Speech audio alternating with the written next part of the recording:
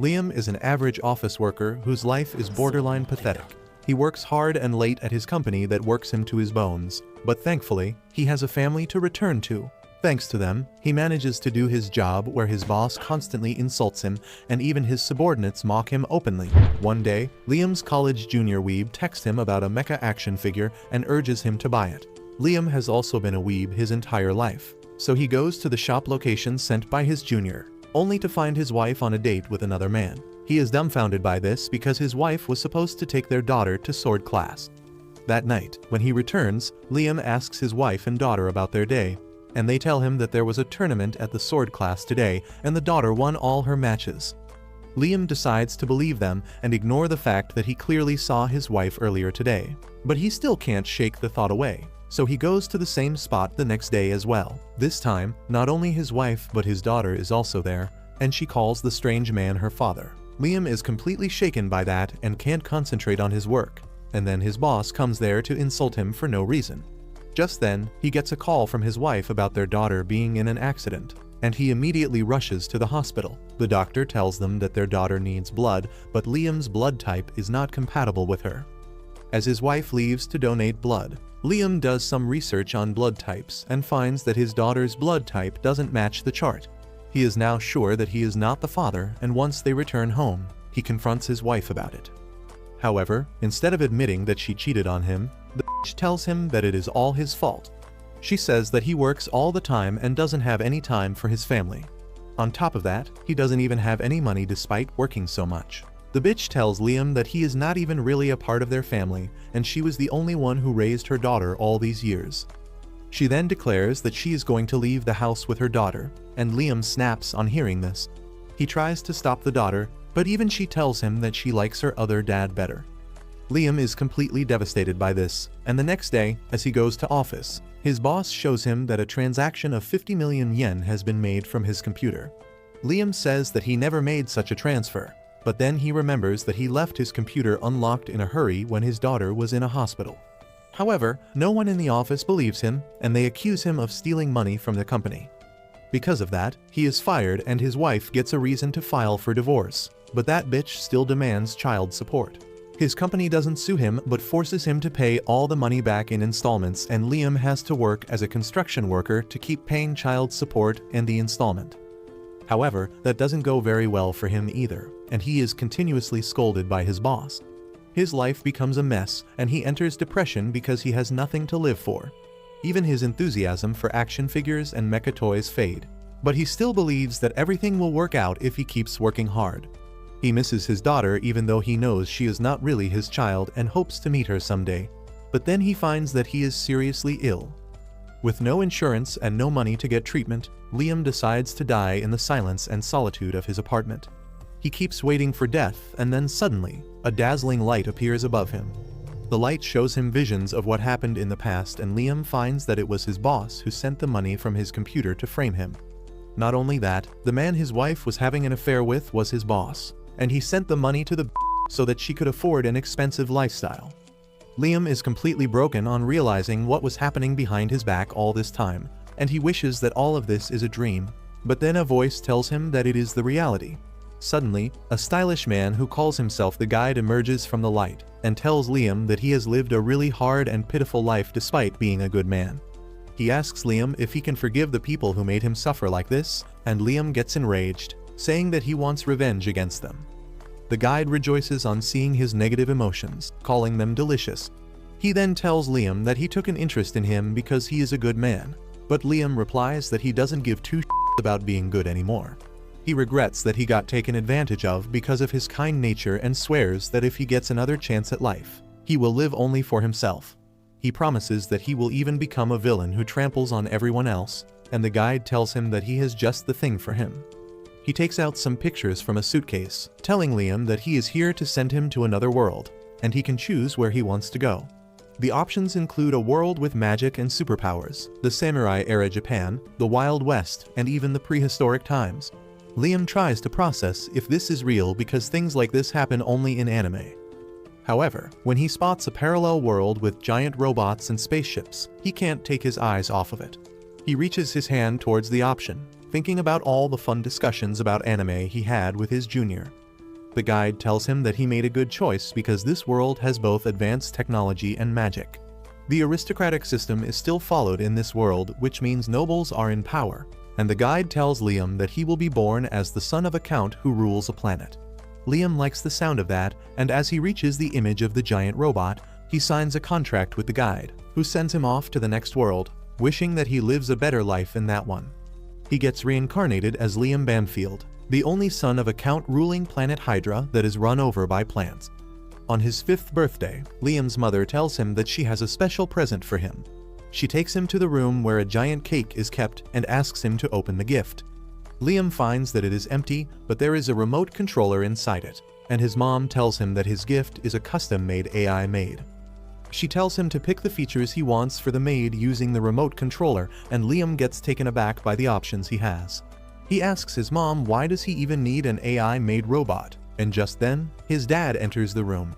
He tells Liam that he is going to need the AI maid because he is getting another special birthday present. Liam's dad then suddenly declares that he is gifting him the title of Count Banfield and everything that their family owns. Liam is taken aback by this, but his dad repeats that from today, he is the head of the family and he can run the planet any way he likes. However, his dad has a request in exchange for this gift. He explains that he and his wife are going to retire and live on the Imperial capital planet, and in exchange for ruling this planet, Liam has to send them a monthly allowance. Liam is all in for this deal because it gives him freedom, and his dad calls their butler Brian with a contract. Liam signs the contract and becomes the head of the house, and his parents immediately run away to the capital, telling him that the AI maid will look after him from now on. Liam still has trouble processing that he got power, wealth, and influence at 5 years old in this life, and he swears that this time he will become a villain who will suppress other people and have fun on his own terms. He thanks the guide for this, unaware that the guide never planned to help him. Back on Earth, the guide is with Liam's dead body, mocking his pathetic life. He then decides to have some fun with Liam's cheating wife and his boss, who are having dinner at a fancy restaurant. While the boss tries to act like he feels bad for putting Liam through the misfortunes, the bitch doesn't even bother to pretend. While they are planning for their future, the guide uses his powers and brings the police there. The police officers arrest the boss for stealing money from his company and framing Liam, and the bitch breaks down on realizing that the life she planned to have is out of her reach. The guide takes great pleasure in their suffering, and then he returns to Liam's side to guide his soul in the next world. The truth is that he has arranged for Liam to suffer even more in his next life. The guide knows that when he realizes that he was set up, Liam will direct all his negative emotions towards him, and he will consume those emotions to become even stronger. Not only that, the lifespans in the next world are incredibly long, and the guide hopes that Liam suffers for a long time and keeps providing him nutrition. On the other hand, Liam soon gets his AI-made robot with the highest spec components and all the features selected by him. He is really excited for the unboxing, and butler Brian tells him that he just needs to touch the box to open it. As Liam touches the packaging box, it suddenly vanishes and the AI maid comes to life. She introduces herself as Amagi, and Liam introduces himself too. Brian tells him that the maid robot needs just 2 hours of maintenance each week, but Liam is not listening to him. The little pervert drags Amagi to the playroom with him to check out all her features in detail, and once they return, he is really comfortable around her. Brian freaks out, thinking that his new master is a pervert, but Liam tells him to relax because he has the mind of a 36-year-old adult. Brian tells him that 36-year-olds are still considered children, and Amagi adds that the official age of adulthood in the Empire is 50. However, most people are not considered proper adults till they reach 100, and the average life expectancy is also around 500 years.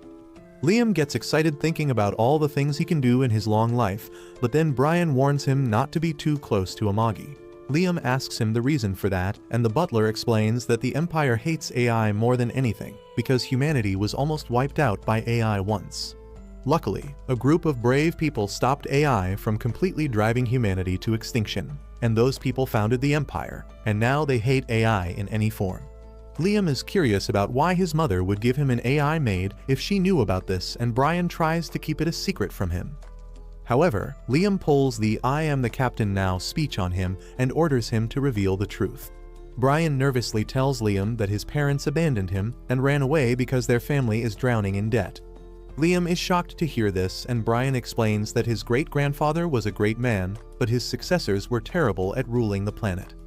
The butler then explains that most of their resources are in the control of the loan sharks, and even the economy of their planet is not good.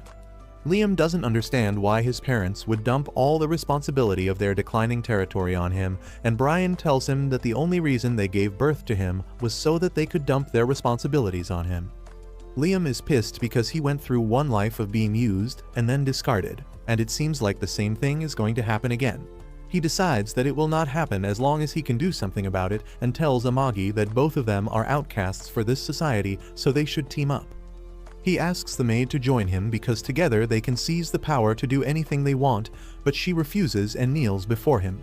She tells Liam that her only purpose in this world is to serve him, and he doesn't need to ask her to team up with him. She promises to serve him in any way possible, and Liam decides to give her the 3 laws of robotics to protect humanity. However, he instantly changes his mind because he is no longer going to be the good guy. He decides to be as selfish as he can, and revises the 3 laws so that they only apply to him. The first law states that Amagi cannot harm her master directly or indirectly. The second law asks her to obey all his commands, and the third law asks her to protect herself as long as she doesn't need to violate the first 2 laws. Once Amagi has engraved the 3 laws into her system, Liam asks her what he should do to make his territory better and prosperous. She suggests he use an education capsule that will put knowledge and experience directly in his brain and also strengthen his body. She tells him that he will have to be in the education capsule for a few months, and during that time, she can take care of his territory on his behalf. Brian panics on hearing this and tells Liam that letting an AI maid handle the entire territory is dangerous for humanity. Liam tells him that it is not dangerous because he does not want to destroy humanity, and according to the second law, Amagi will follow his instructions perfectly. The flustered Brian tells Liam that the Empire will not accept this, but Amagi checks the Constitution and replies that there is no law preventing AI from helping with governance duties. With that, Liam orders Brian to get an education capsule ready and gives all the authority in his absence to Amagi. Once he gets inside the education capsule, Liam asks Amagi if she can feel emotions or even mimic them because she is quite advanced for an AI maid. Amagi replies that she doesn't know if she is capable of feeling or mimicking emotions, but when Liam asked her to team up with him earlier, she found her cache suddenly overflowing with data. Liam realizes that Amagi can really feel some sort of emotions, and he asks her to take care of everything, while he speedruns through his school and college education. Liam gets out of the education capsule after exactly 2 years with decades of information and experience stored in his brain. He is surprised to learn that he was in there for 2 years, and Amagi tells him that it is natural because he had no sense of time inside the education capsule. Liam then notices that his body has also grown bigger and stronger in 2 years thanks to the capsule, and Amagi tells him that he will need some rehab to get used to this growth. Once Liam is done with the rehab, he takes charge of his planet and receives a report from Amagi. He finds that the condition of the planet has been improving slowly, and decides to take a closer look at their main facilities. Amagi takes him to the spaceship launch pad first, and Liam starts drooling as he sees spaceships take off and dock in their floating dock, which serves as their line of defense. He gets even more excited as he sees the giant battle robot the soldiers operate. But Amagi tells him that most of them are not in use because they don't have the budget to repair them. Liam says that he also wants to be inside the giant battle robot, and Amagi is happy to arrange that for him. Liam gets inside one battle robot, and then Amagi tells him that the movement of the robot is controlled through magic. She asks him to simply imagine how he wants to move the robot, and it will do just that. Liam gives it a try and finds that getting the battle robot to move is not really hard. However, Amagi tells him that she removed all weapons from the robot's suit to ensure his safety. Liam says that he really wants to fight someone in the robot, and Amagi arranges for that by summoning the captain of their troops. Liam charges directly at the captain's battle robot and knocks him down, but he quickly realizes that the captain is not being serious with him. He yells at him to fight earnestly, and the man obeys his command. Liam charges at him again, but this time, the captain disarms his robot and then slams it to the ground. Liam is surprised by the difference between them, and Amagi tells him that since the captain has more experience and training, he can visualize moving his robot much better than a total noob. This makes Liam realize that he is too weak, and he decides to train to become stronger. He orders Brian to find him the best martial arts instructor around, and the butler tells him that he is a ruler so he doesn't need to learn to fight. Liam shuts down his advice because he was suppressed by powerful people in his previous life, and this time he wants to be more powerful than anyone else. Soon after that, a samurai named Yasushi arrives outside the castle to become Liam's teacher. Liam instantly starts fanboying after seeing Musashi Mihawk and thinks that he is a great martial artist. He says that he is really excited to learn from one of the best martial artists in this world, and Yasu starts sprouting philosophical about how he strives to make his martial arts style the best in the whole empire, but it is a process that never ends. Liam is even more smitten by him now, and when Amagi tries warning him that the swordsman looks shady, he overlooks her warning, saying that being a little shady is the proof that he is a great swordsman. He is certain that Yasu is solely focused on becoming strong, so he seems detached from the world, but Amagi tells him to at least test him out. Liam agrees and asks Yasu to show his skills, so he takes him to a nearby place where some wooden logs are standing upright. Yasu says that he is going to show him the secret technique of his martial arts style, but he can show it to him only once, and he must memorize it in that chance. Liam asks Amagi to record everything, and then Yasu takes his stance. He only draws his sword halfway out of the sheath and then quickly puts it back. But the very next moment, the logs are sliced in half and fall to the ground. Liam is shocked to see this, and he asks Amagi to analyze the recording and tell him how Yasu did it. The recording shows that he didn't even draw his sword, and Liam is dumbfounded as he thinks that Yasu was so fast that even Amagi could not record his actions properly. He eagerly asks Yasu to be his teacher, and he gladly accepts. However, he returns to the site later at night, laughing at Liam because he fell for his trick that used logs that were already cut in half. Unaware that he is getting scammed, Liam keeps training under Yasu in sword and spear arts. He keeps getting better at the basics over the years, but never gets close to learning the secret skill that he thinks Yasu possesses. One evening, after training hard for 3 years, Liam tries cutting a log of wood with an aerial slash, but obviously nothing happens. He wonders how can he learn the secret technique because he needs a finishing move befitting his strength. That night, as Yasu is busy reading manga in his room, Liam knocks on the door. Liam asks him to teach him the secret technique, but Yasu tells him that he can no longer study under him. Liam is shocked, and the poser swordsman reminds him that on their first meeting, he clearly told him that he was going to show him the secret technique only once. He says that it was his fault for not learning it there and then, and therefore he doesn't deserve to study under him anymore. Liam panics on hearing this and begs Yasu to forgive him, promising that he won't bother him about it again, and Yasu pretends to forgive him. Once Liam leaves, he starts eating chips and mocks the boy for believing that a technique like that really exists. Just then, Liam opens the door again, saying that he wants to add a little more money to his monthly fees to properly apologize for his actions earlier. Yasu has no reason to decline more money, and he starts dancing and emoting because this is the easiest job he ever had. But then Liam appears again, saying that he wants a day off from his training because he has some urgent business tomorrow. The next day, Liam receives a report about his planet's economy from Amagi. She tells him that they are still under heavy debts, but they are recovering gradually, and Liam is glad to hear that. He praises Amagi, but she says that she doesn't deserve his praise because she has not been able to meet her expectations. She shows him that the progress is very slow in some sectors like education and human resource development despite investing a large amount. As soon as Liam sees the details, he realizes what is wrong and immediately summons the person in charge of the department. Soon, an ugly, sweaty idiot comes there and Liam immediately gets to business. He asks the man why has he been stealing funds from the government because there is some proof that he has been diverting money to his own pockets. The man takes Liam for a naive kid and tries telling him that there are many unpredictable problems in his line of work and they need money to be solved. Liam begins inspecting him even closely, and he almost admires the man's corruption, thinking that he may get some tips from him. However, just then Amagi shows him a news article about a scandal caused because of corruption. The man tells Liam that it was not him, but his subordinate who caused the scandal, and he was executed for it. Amagi studies more news articles and reports and finds that there was not enough evidence that the subordinate was behind the corruption, and even after his execution, the money was not recovered. Liam suddenly remembers how he was framed by his boss in his past life, and he is sure that this sweaty idiot did the same thing. He gets enraged and directly confronts the man, asking if he framed and killed his subordinate. The jerk tries pretending that he didn't do anything, but as Liam walks towards him with his sword drawn, He says that he just did whatever was necessary to keep the economy running smoothly.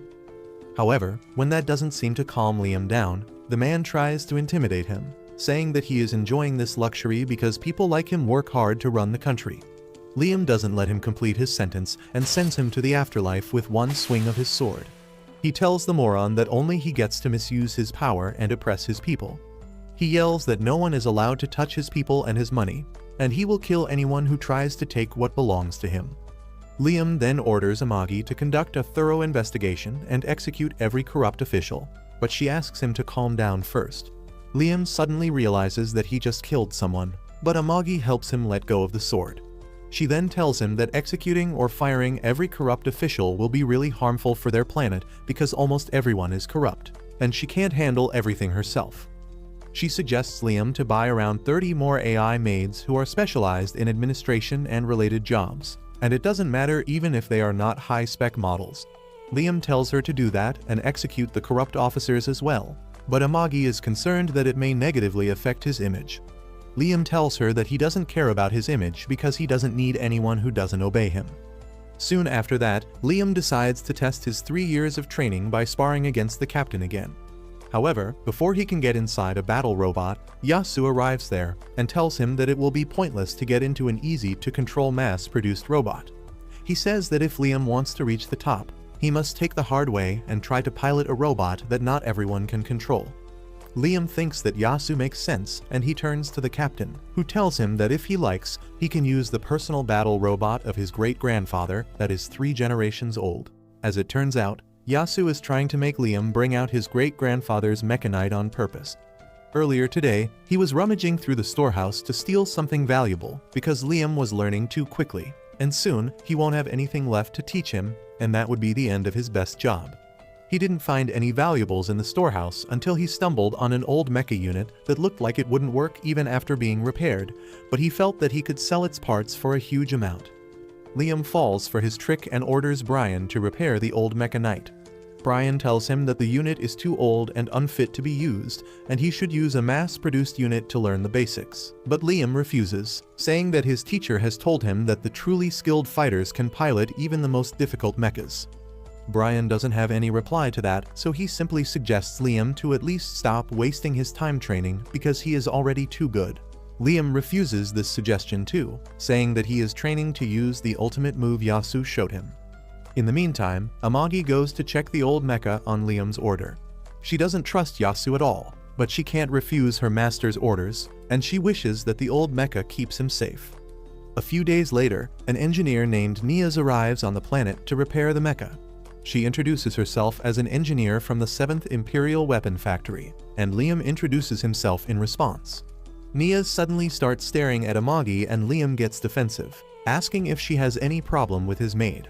However, Niaz is actually interested in Amagi because she has never seen such an expensive custom-made AI robot.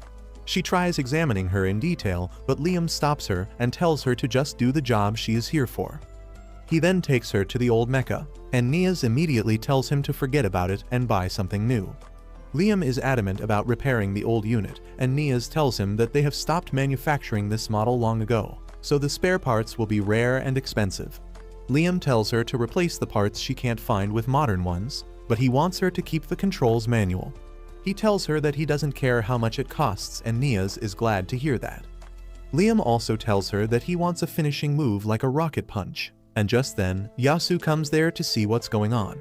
He falls in love at first sight with Niaz and tries approaching her while looking cool, but she is too busy quarreling with Liam about the reasons she can't install a rocket arm on the robot. In the end, Liam convinces her with the power of money, but Yasu gets jealous because Niaz didn't pay him any attention. He decides to take it out on Liam by putting him through an impossible training. He has to defend against tennis balls blindfolded while balancing himself on a log in the middle of a lake, and his sword has also been made excessively heavy. Liam tells Yasu that it is not possible, but he is doing it just to get revenge. So he tells Liam to stop relying on his senses and use his instincts instead. Yasu tells him to stop thinking and start feeling, and Liam takes him seriously as always. A few days later, Niaz finishes repairing and customizing the mecha unit, and Brian gets nostalgic remembering the glory days of the Banfield family. Nias then shows Liam how to use the mecha and takes him inside for a demo. The control room has been made bigger using spatial magic, and once Liam sits on his seat, the mecha scans him and assigns him as its master. Nias tells him that now the unit will only recognize him as its pilot. With that, Liam tries to take a step forward in the mecha, but it ends up falling on the ground because it doesn't have any features to assist him in moving. Nias tells him that this will make it much harder to control the mecha, but if Liam can master it, he can move it exactly like his body. Liam decides to try again, and this time he successfully gets up and walks outside the storeroom. Nias is impressed by his skills and tells him that if he can control the mecha so well right off the bat, he must be a real genius. She tells him to keep imagining how he wants to move the mecha, but then her marshmallows touch Liam's arm, and his incel mind is taken over by his gooner instincts. He starts imagining dirty things and the mecha acts them out. Yasu panics on seeing this as he thinks that Liam is doing perverted things to Nias inside the mecha, and Brian is glad because this is the first time Liam has shown interest in a human woman. Inside the mecha, Nias also freaks out and thinks that Liam is a pervert, and later, Yasu makes his insane training even more intense as his revenge. The next day, Liam trains to learn the secret skill again, but as usual, he doesn't make any progress. He asks Amagi if he has no talent for swordsmanship, and she replies that as an AI maid, she cannot grasp the concept of talent. However, she thinks that the problem is not with Liam but with Yasu. She says that the problem is his credibility, and instead of realizing that he is being scammed, Liam thinks that Amagi is telling him that he has not trusted Yasu enough. Amagi tells him that she meant something else, but Liam has already realized what he is lacking. He says that Yasu cutting the logs that were out of his sword's range is physically impossible, but this world also has magic. He believes that magic is the only explanation of how he can use his ultimate move. Liam says that if he focuses his magic on his sword and imagines himself swinging it out as a flying slash, he might be able to use the ultimate move as well. He immediately starts practicing with this principle in mind, and years pass with him trying to send a magical slash towards his target, and one day, he succeeds in breaking through his limits. The next day, Liam invites Yasu to see his progress. He then uses his special technique to send a magic slash and cuts a wooden log in half, and Yasu's mind is blown. He wonders how could Liam have learned the technique when it was fake from the beginning. Liam asks him if he has passed, and Yasu has no answer because he has managed to do the impossible. He stays silent, wondering what to say, and Liam thinks that he is upset because he grew content just after learning to cut things at a distance. Well, Yasu says just that, telling him not to get complacent even though he has achieved a great feat, and tells him to keep working hard to become stronger. A few days later, Liam receives news that pirates have attacked one of the planets under his domain. Amagi tells him that the planet was unfit for living or mining, but she succeeded in establishing a factory there, and now the pirates are trying to plunder it. Brian informs Liam that their soldiers are fighting against the pirates, but they won't last too long. Liam immediately turns to Amagi for a strategy, and she tells him that they can use the planet's horizon and unique gravity to launch a surprise attack on the pirates. He tells her to handle the battle in space and capture the pirate ship while he joins the soldiers in defending the factory.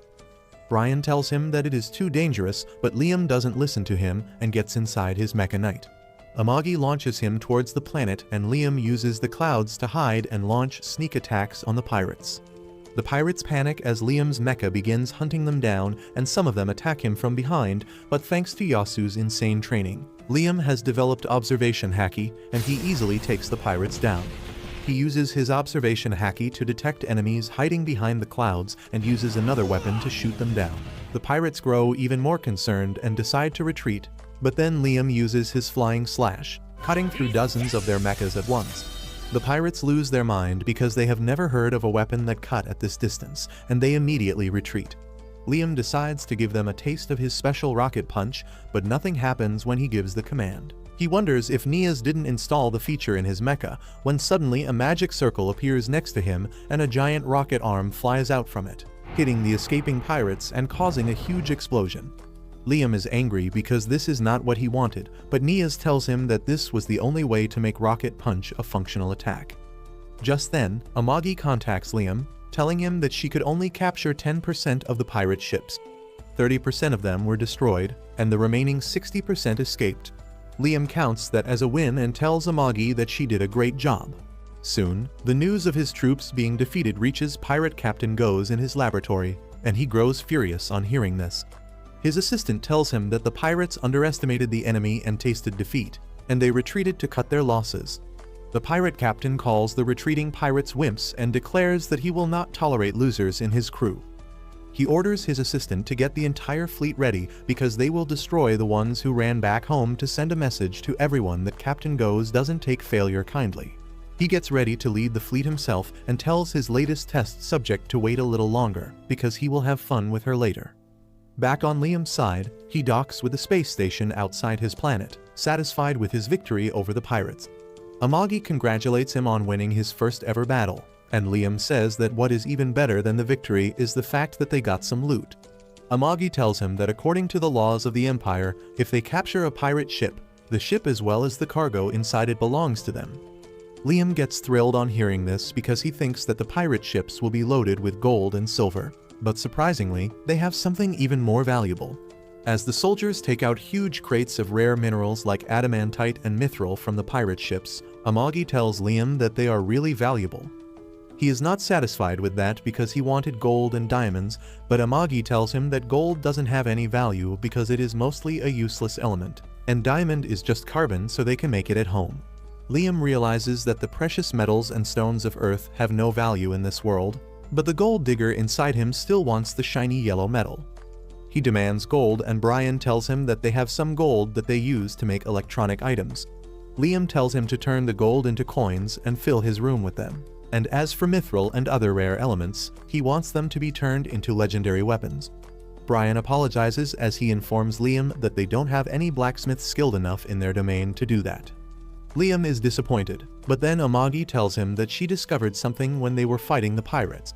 She explains that currently, the Banfield family owns about 10,000 battleships, but only 30% of them are operational, and they can only deploy around 2,000 on emergency notice. Liam is surprised that they won against the pirates with just that, and Amagi says that the pirates underestimated them, and then Liam's skills in the battlefield push them into a corner quickly. Liam is glad to hear that, but the fact that 70% of his fleet is useless worries him, and Amagi suggests that they sell the scrap they don't use. Brian immediately objects, saying that if they reduce the number of ships in their fleet, the pirates will see them as easy targets and attack them again. Amagi replies that it costs money to do even basic maintenance on the unused ships, and they don't have too much of it. Liam agrees with her because he doesn't want to waste any money and says that they should either sell or repurpose the useless ships. Amagi then suggests that they can buy more ships with the money they will get from selling the materials from the pirate ships. She says that they won't be able to get the latest model, but they can buy enough second-hand ships to build their fleet. Brian again disagrees with her, saying that if they use second-hand ships, their family's pride will be harmed. Unfortunately for him, Liam doesn't give a flying shit about the family's pride and honor. He just wants to win, and that is why he orders Amagi to immediately buy some good second-hand battleships. Meanwhile, far away from Liam's territory, Nias is giving a presentation to the elite nobles from the Empire's army about the latest warship that the 7th Weapons Factory has developed. She tells them about how the latest ship is more powerful than the previous ones and how it is more fuel efficient and easy to maintain. After she is done with her presentation, her rival from the 3rd Weapons Factory introduces her ship, starting by revealing that it was designed by an award-winning architect. She shows off the luxurious interior of the ship that is made by the top fashion company, and the rare and expensive materials used in furnishing the ship. She tells the guests that with their ship, they will look elegant no matter how hard the battle becomes. Her sales pitch works, and all the wannabes of the Imperial Army decide to buy the 3rd Factory's ship as their main battleship.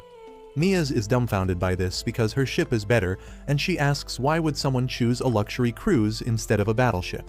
The woman from the 3rd Factory replies that their ship also has weapons made by experts, so they are strong too.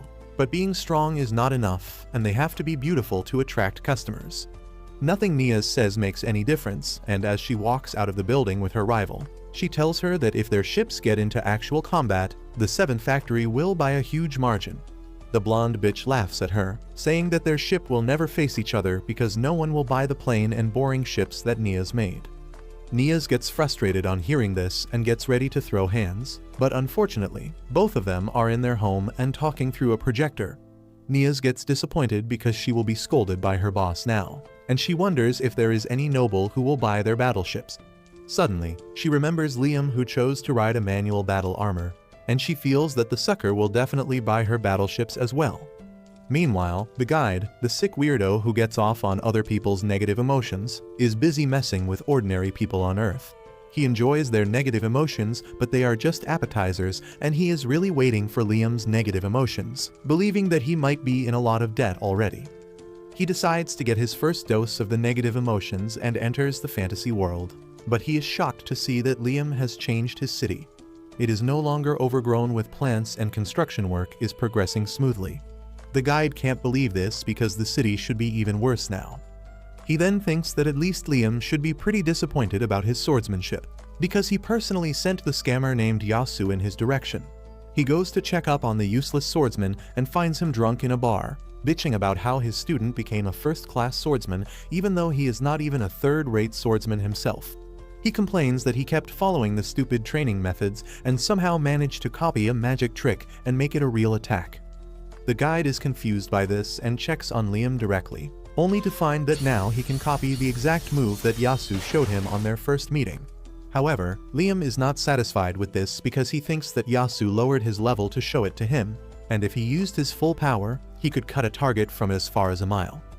He decides to keep training harder, and while swinging his sword, he thinks about how his life started off terribly when his parents abandoned him, but he was able to make the right choices because good people came into his life. He thanks the guide for sending him here, and these positive emotions make the weirdo fall to his knees because he feels pain when exposed to positivity. He immediately consumes Yasu's negative emotions to replenish his health, and wonders how can Liam be so happy. He is sure that he didn't make a mistake in sending him here, and the happiness Liam is facing right now will make him cry even harder when he eventually finds his life getting ruined. A few days later, Amagi tells Liam that the Imperial Army is replacing their warships with the latest models, and they have agreed to sell the battleships they were using till now. Liam likes the deal, but then Amagi tells him that the Imperial Army has put a condition that they will have to accept some reserve officers and soldiers that are going to be retired soon. Liam thinks that the Imperial Army is handing over the unwanted people to them, but Amagi says that it is a good idea because even if the soldiers are second-rate, they have more experience than the best of their soldiers, and adding them to the army will benefit the Banfield estate. Liam decides to go ahead with the deal after hearing this, and the guide decides to send a bunch of very sincere and just soldiers to him who won't tolerate an evil lord and rebel against him. On the other hand, Yasu is hungover from his trip to the bar, but when he hears Nias calling him from outside his room, he immediately sobers up. He invites her in and Nias starts praising him, saying that he trained Liam to become a master swordsman at such a young age. Yasu thinks she is hitting on him, but Nias just wants info on Liam so that she can do business with him. This misunderstanding remains strong throughout their conversation, and Yasu thinks that Nias wants to know about his hobbies and preferences when she wants to know what kind of complimentary offer she can give Liam to get him to buy their battleships. He tries to act like a Chad, but when Nias keeps begging, he reveals his fetish for office ladies. Well, Nias thinks that this is what Liam likes, so when she goes to meet him the next time, she dresses exactly like Yasu told her. She begins acting like a TikTok thought as she asks him to buy her ships, but Liam immediately refuses, saying that he just bought a whole squadron of second-hand ships and soldiers. On learning that he brought the ships from the Imperial Army, Nias curses the third weapon factory for getting in her way here too, but she refuses to leave without giving Liam a demo. She tells him about her factory's ships that are designed for peak performance, and he tells her to sell them to the Imperial Army if they are so good. Nias cries that she couldn't win them over with her presentation. She begs Liam to buy even 100 of her ships and says that if he doesn't have money, he can take a loan and repay it later. Liam doesn't want to hear about loans, so Nias decides to embrace her inner hoe and begins seducing him. He tells her to stop because it reminds him of the time his wife used to wear some flashy underwear, but not for him. Nias doesn't stop and keeps going further, and Liam decides to agree to her request to get her to stop. He decides to buy 300 battleships from her because Amagi tells him that they will be useful in the future, and Nias gladly runs to get them ready for him. Outside, she contacts her teammate and tells him how she seduced a noble to sell 300 ships, and both Brian and Yasu hear it. While Brian is worried that Liam fell for a honey trap, Yasu is furious, thinking that Liam made a move on Niaz even though she is clearly into his teacher. Soon after that, Niaz delivers the 300 advanced battleships that Liam ordered, and at the same time, the second-hand battleships they bought from the Imperial Army also arrive. Meanwhile, Yasu is still sulking over Niaz trying to honey trap Liam because he feels that it is Liam's fault. He thinks that Liam offered her money to act like that for him, and he can't forgive him for that. Well, someone is happy to see his negative emotions, and that is the guide. He wants Yasu to be more angry at Liam and then hurt him in a manner that will cause Liam to feel intense negative emotions as well. Unaware about his teacher's desire to get revenge on him, Liam goes to inspect the latest battleships of the 7th Weapon Factory, and Niaz is present there to give him a tour. Liam says that even though it is not exactly luxurious, a new model is a good thing. Niaz tells him that luxuries are useless, but Liam replies that he needs them anyway. Niaz pretends that she didn't hear that and begins telling him about the battleship nicknamed Ash Viper. She starts acting like a car salesman and tells Liam to operate the ship at less than 25% power for the first 3,000 space kilometers and change the neutrino oil every 5,000 space kilometers. She also tells him that he will get loyalty points that will give him benefits if he only contacts their factory to repair the ships, and Liam asks if she is selling him a battleship or a car. Niaz pretends not to hear that too and asks him to sign the receipt. After that, Niaz begins acting like a hoe again and requests Liam to give her the pirate ships he captured recently. He refuses, saying that he plans to add them to his fleet as well, but she keeps begging. Suddenly, Amagi comes up with an idea and tells Liam that they can give some of the ships to Niaz and ask her to modify the rest because most of the ships are in a terrible condition and they may stop working anytime. Niaz says that she will gladly accept those conditions because pirate ships use unknown technology from outside the Empire and all researchers are eager to study them. Liam also likes the idea, and he immediately takes Amagi and Niaz to check the pirate ships. They find that its interior is quite different from their ships, and Niaz finds a lot of new buttons on its control panel. Liam notices a steering wheel, and the one-piece weeb inside him awakens on seeing this. He tells Niaz that he wants to put this steering wheel on his battleship, and she warns him that it will be useless because it makes controlling the ship harder. Liam tries acting like a Chad by saying that sometimes a man wants what his heart says even though it is useless. She just sighs and agrees to do it, but then she notices a very unusual device in the pirate ship and begins geeking over it. Liam gets bored by her yapping when he spots a glowing creature disappearing around the corner. He runs after it, telling Amagi that he thought he saw a dog. Suddenly, he sees the same glowing dog disappearing into the corner in front of him again, and he decides to follow it. The trail leads him and Amagi to a strange room, and she plugs herself into the console to find that it is the navigation room. She activates the navigation devices, and the floor turns into a map of all the places that the ship has been. They find that the pirates have been raiding ships throughout the Empire, but then Amagi notices something even more worrisome. She says that once the pirate ship finishes its raids, it always teleports back to a warp gate at the boundary of the Empire. From there, it uses a short warp to go outside of the Empire's territory. Liam is intrigued, and he asks her if the pirate ship goes to another empire, but she tells him that it goes to the battlefield at the border of the empires. She explains that it has been a place for different nations and nobles to fight, and Liam realizes that the pirates are using it because no one bothers to capture them in a lawless zone. He then asks Amagi about their destination when they use the short warp, and she says that it is not a fixed point, but she senses a pattern. She starts decoding the pattern, and within a few seconds, she finds that their destination for the short warp is a rogue planet with an unusual orbit that moves very quickly in a region full of small black holes. She says that the gravity of the black holes make the orbit really unpredictable, and the only way pirates can teleport to it is because they know about it in advance. Liam is really curious now, and he says that this rogue planet is the perfect place to hide something. Amagi agrees, saying that this must be the hidden base of the pirates, but Liam disagrees with her. He says that this is definitely a treasure island, because pirates always stop by treasure islands after completing their raids. He tells Amagi to get his fleet ready at once because they are going on a treasure hunt. On the other hand, Pirate Captain Goes has captured his underlings who ran away after losing the fight with Liam. Goes is furious that his men lost to a poor and weak noble, and he declares that he will restore his honor by crushing Liam himself. But before that, he destroys the ships of the cowards who ran back. And then, he orders his men to warp to the Pomonia Gate at the border of the Empire. At the same time, Liam and his troops also finish their short-range warp and reach their nearest warp gate, which will lead them to the Pomonia Gate. However, they can't use it because the authorities that maintain the warp gate don't allow them to use it. The supervisor contacts Liam, telling him that he needs to pay a toll to use the warp gates based on the weight of his vehicles and the distance covered. He clearly tells Liam that the toll for teleporting 7,000 warships to the border of the Empire is quite high, and he needs advance payment because he doesn't trust the Banfield family's ability to pay the toll later. Liam promises that he will pay the amount in full once he returns, but the supervisor tells him that there is no guarantee that he will return because if he gets caught by pirates, it will be over for him.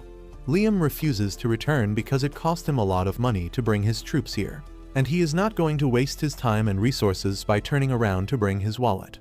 He then turns into a Karen and says that he wants to talk to the manager. The supervisor tells him that he is the highest-ranking person here, and Liam decides to talk to him face-to-face. Amagi thinks that it won't change anything because they are not even close to a deal right now, but Liam tells her that humans have a unique ability to understand each other better when they meet in person. Meanwhile, Goz and his pirate ships reach the Pomonia Gate and the authorities on their side are already in his pocket. He pays them the usual amount and gets them to link the warp gate to the location where Liam's troops are waiting. But he doesn't know about that yet. At the same time, Liam is in the office of the Warp Gate Authority, and he tells the supervisor to open the gate for him because he will definitely pay him back once he returns. However, the supervisor stands on business and refuses all his attempts to convince him. Just then, he gets a call about the pirates coming through, and he tells Liam to go home because he has other things to do. Liam is disappointed about that, but then he again feels the glowing dog running behind him, and he decides to see what the hell is going on. Meanwhile, the pirates enter the warp gate and a wormhole connects them to the gate on the other side. As they travel through the gate, Goz tells his men that they will destroy the Banfield family and plunder everything they have. On the other hand, the supervisor on Liam's side tells his underling not to worry about who is coming from the other side of the warp gate because it is none of their business. His subordinate, however, knows that it is a pirate crew, and he is worried about Liam's fleet that is stationed in the waiting zone right now. The supervisor tells him to stop worrying because it is only natural for pirates to target a weak noble family, and they shouldn't stick their nose where it doesn't belong because they receive a lot of money from the pirates. He then tells everyone in the control room that they will take a 30-minute break now so that they don't see or hear anything, and 30 minutes is exactly how long it will take the pirates to cross the gate. Well, just as everyone leaves the control room, Liam arrives there, chasing the glowing dog. He is still confused about it, but when he notices that he is in the control room and the warp gate has been connected to Pomonia, he suddenly gets happy. He thinks that the supervisor refused to listen to his request publicly, but he turned out to be a tsundere who secretly helped him in the end. Liam thinks that everyone left the control room to keep it a secret that they helped him. He gets happy, but then he notices that the direction of the wormhole is opposite, and he decides to fix that. He sits down on the control panel and reverses the direction of the wormhole forcefully, but that creates a problem and the wormhole branches out, taking Goz and his fleet into another direction, which they don't even realize. Just then, Amagi contacts Liam, asking him to return because they can get the permission to use the warp gate now. He returns immediately and asks how can they get permission, and Amagi says that she contacted Nias for help, and she told them that they can use the 7th Weapon Factory as a guarantor. Nias says that since they have done good business, she can do at least this for him, and Liam is glad to hear that. Since there are no problems now, he orders his fleet to enter the warp gate. They soon exit the Pomonia Gate, and Liam orders Amagi to initiate a short-distance warp to the Treasure Island as soon as their entire fleet assembles. On the other hand, the pirates are getting impatient because they should be out on the other side by now, but they are still stuck in the wormhole. Suddenly, they notice that they are approaching a gate, but once they exit it, they realize that they are doomed. Instead of going to the area near Liam's territory, the pirate fleet ended up in the Imperial Army's training ground, where 70,000 of Imperial battleships are stationed at the moment. Meanwhile, Liam's fleet is fully assembled, and they use the short-distance warp to reach the treasure island that is swarming with pirate ships. Amagi calculates that there are 20,000 pirate ships around the treasure island, but most of them are docked and inactive because they weren't expecting anyone to come so close. That is good news for Liam, and he decides to get into his battle armor as he orders Amagi to handle the rest. She immediately orders the fleet to open fire on the pirate ships. As the pirate ships are wiped out quickly, Liam also gets ready and launches into the battle zone. He fights against the pirate mechas that are no match for his skill, and then uses his rocket punches to attack pirate ships and blow them up by pulling their crucial wires. Soon, the entire pirate fleet is wiped out, and Liam orders Amagi to send all the mecha soldiers to the treasure planet to collect anything they find. Liam and his mecha knights attack the treasure planet, destroying its outer surface to create a way in. A scientist inside the planet panics as the attacks from Liam's army destroy whatever remains of their defense system, and he heads to the control room, where he learns that they are under attack and all the pirate ships standing guard around the planet have been destroyed. Meanwhile, Liam has finally made his way into the planet's interior, and he comes face to face with some pirates in mecha armors. He doesn't waste any time in chopping them off, and by the time the captain of his troops arrives there, he has already done his job. The captain tells him that they took care of the pirates on their side too, and Liam orders them to keep clearing the path while searching for the treasure room. Suddenly, he sees the glowing dog again, and he decides to follow its trail. That turns out to be the right decision, as the path leads him to the control room, where the scientist and his men surrender immediately. Liam is pleased with how it turned out, and he asks the scientist to hand over all the treasure. The Ugo asks him what kind of treasure he wants, because he has things worth money and the pets that Pirate Captain Goes collects. Liam thinks that the dog he saw earlier must be one of the pets, and he asks the scientist more about them.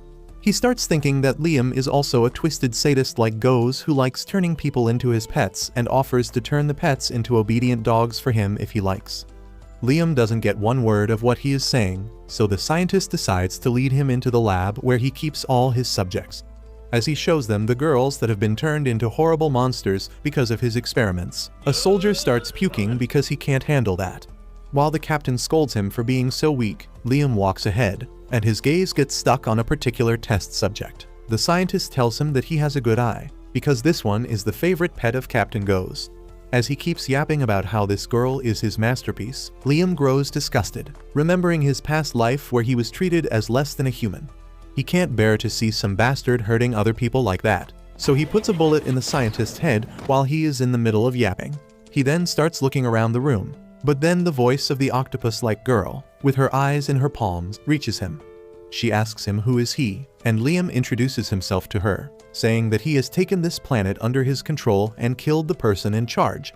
The girl is moved to tears on hearing this, because she thinks that her suffering is finally going to end. She begs Liam to end her suffering and that of the other girls because they can never live as humans again. However, Liam confidently declares that he will save everyone, and in return, they will have to repay this favor to him. He walks away with that, ordering his soldiers to call a medic and transport the girls to his ship so that they can be treated. The girl begs him to stop because she knows she can't be saved, and the captain pities her, but he cannot disobey Liam's direct orders. He tries convincing him to change his mind, saying that it will not be easy to treat the girls because they will need to regenerate their entire body, which costs a rare elixir and some very skilled doctors. He says that the cost of saving all these girls is simply not worth it. But Liam replies that he is in a good mood right now, and doing a few good deeds every once in a while doesn't hurt. Just then, he gets a message from Amagi, telling him that they found the actual treasure room, and Liam is glad to hear that because they just arranged for the fee to treat the girls. Meanwhile, the girl named Christina who begged Liam to kill her keeps crying about her misfortunes. She used to be the Princess Knight of the Holy Kingdom, and everyone was proud of her achievements in fighting pirates. However, when she went to fight Goes and his men, she was tricked and captured, and then the pirates blew up her home planet right in front of her eyes. Her family panicked because the pirates could not have gotten past the troops from the United Alliance that protected the region, but they soon realized that the Alliance had betrayed them. The shields protecting them could not hold on much longer, and soon the entire planet was destroyed. Christina was completely devastated by this, but her misfortunes were just starting. After destroying her planet, Goes took her and her subordinates to her treasure island. While everyone was afraid, Christina still clung to hope and assured them that help would come for them soon. When Goes came to see her, Christina told him to kill her right then if he wanted to because she would rather die than live a life of humiliation. The pirate captain laughed, saying that he would have killed her long ago if he wanted that, but he kept everyone alive because he wanted to add them all to his collection. He then declared that he had changed his mind, and he would free just one of the girls. he asked Christina to choose, and after being pressed, she chose the girl who looked the most terrified. However, that turned out to be a disgusting trap as Goes took the girl Christina chose as his first test subject. He gave her to the scientist who transformed into a multi-armed monster and began cutting through her body. Christina lost her mind and begged Goes to stop, but he just laughed and told her that if he stopped right now, the girl would die. The traumatized Christina had no choice but to let the evil scientist experiment on the girl. He soon turned her into a monster, and as Christina watched in horror, Goes told her that she will be soon turned into something even more spectacular. She asked him how the hell could he do something like this, and he told her that he enjoys it. He says that it is not fair that he is so ugly, so he turns beautiful girls into ugly monsters and watches them completely break down. Soon, he dragged her into the experiment chair, and Christina could no longer be brave.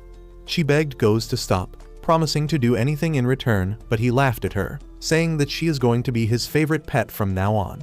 He told her that he didn't pick her first on purpose because he wanted to see how ugly she would become and despair about it. Goes then ordered the scientist to pluck Christina's eyeballs and plant them in her hands so that she could see how ugly she was even without a mirror. Christina kept crying and screaming, but it was all pointless, and she was turned into an ugly green monster, and then the rest of her girls suffered the same fate. Back to the present, Liam returns to his home planet and Nias comes to visit him. She has learned about his victory on the pirate base and asks him to buy some more battleships to celebrate the occasion. Liam tells her to stop ripping him off, but Nias says that her battleships were useful and he made a great profit from the raid, so he should invest some more money. She tries seducing him again, but Liam is in no mood to fall for her tricks, so he tells her to shut the hell up. When her plans to seduce and blackmail him doesn't work, Nias reminds Liam that she was the one who got him the permission to enter the warp gate, and he finally agrees to listen to her request this time. He asks Amagi how many ships they can buy with the treasure they found, and she says that after deducting the necessary expenses, they have enough money to buy 5,000 ships. Liam is shocked to hear that, but Nias immediately runs out, saying that she will prepare an order of 5,000 ships for him. Liam chases after her, trying to stop her before the crazy bitch really gets that many ships ready. At the same time, Yasu is walking through the corridors, wondering what excuse should he make to ask for more money from Liam this time. Just then, Nias passes by, FaceTiming a colleague and telling him that she got a huge order from Liam after shredding her dignity to bits. As always, Yasu thinks that Liam is treating Nias as his plaything, and he gets furious, much to the joy of the guide, who has been loitering around in hopes of Liam experiencing some intense negative emotions. Meanwhile, Liam is looking for Nias, but Yasu finds him first and tells him to follow him. They go to the training ground, where Liam is blindfolded and his sword is made heavy before he undergoes another one of Yasu's impossible training. This time, Yasu has dozens of remote-operated drones that shoot tennis balls at Liam from all directions and at an even greater speed than before. Liam can't even react to them and he keeps getting hit, and then Yasu increases the power even more. Liam is on the ground immediately, saying that he can't block all the attacks with one sword, but Yasu tells him to stop making excuses and find the answer by himself. Well, that gives Liam the idea to use magic just like he did last time, but this time, he decides to use it for defense. He tries converting his magic into a barrier and immediately succeeds in doing that. As the barrier reflects all the balls, Yasu watches Liam dumbfounded as he begins his "I understand it now" speech. He then uses the barrier to send all the balls back in the direction they came from, and all the drones are destroyed. Liam then removes his blindfold and asks Yasu if he did well, but Yasu himself has been hit by multiple balls. He begins freaking out on realizing that Liam is truly a genius and he will soon see through his scam. He already knows that Liam has executed corrupted officers and subdued pirate fleets, and he fears that once Liam realizes the truth, he will kill him. He decides to escape before such a thing happens and starts walking away. Liam asks where is he going and Yasu says that he has nothing more to teach him. He tells him that he has learnt everything from him and now he just needs to practice however he wants because the path of swordsmanship is unending. Liam screams that he doesn't want that and he should still train under him, but Yasu yells at him, telling him to stop acting spoiled. He says that he is also a student himself despite his skills and that means he must keep improving, and having Liam cling to him is not good for that. Yasu then turns back towards Liam, telling him that he has officially graduated and now he is a master of the way of the Flash. He tells him that it is his duty as a master to spread the sword style throughout the universe, and Liam gladly agrees to that. Just as he turns around, Yasu runs for his life. Liam, on the other hand, has never felt so fulfilled before. His debt is decreasing, his territory is flourishing. He even defeated some pirates, and now his master has acknowledged his skills. He thanks the guide for all of it, and the perverted weirdo runs off to another universe before he is completely demolished by Liam's positive emotions. If you liked this video, please consider subscribing and watch the video on your screen next.